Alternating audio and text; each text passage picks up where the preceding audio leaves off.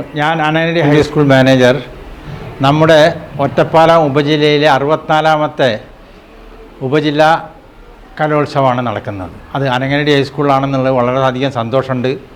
ഇന്ന് അതിൻ്റെ തുടക്കം ദിവസമാണ്.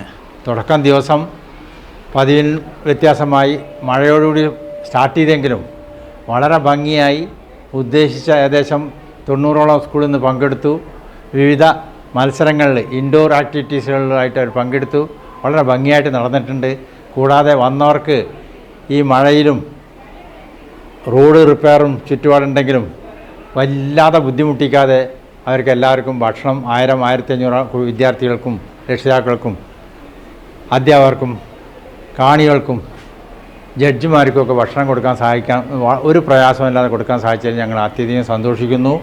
ഇനി യഥാർത്ഥ പരിപാടികൾ നാളെ മുതലാണ് തുടങ്ങുന്നത്. എല്ലാവരെയും അതിലേക്കും ക്ഷണിക്കുന്നു. ഇന്ന് ഇത് വിജയിപ്പിക്കാൻ സഹായിച്ച എല്ലാവർക്കും അനനടി ഹയർ സെക്കൻഡറി സ്കൂൾ നന്ദി രേഖപ്പെടുത്തുന്നു.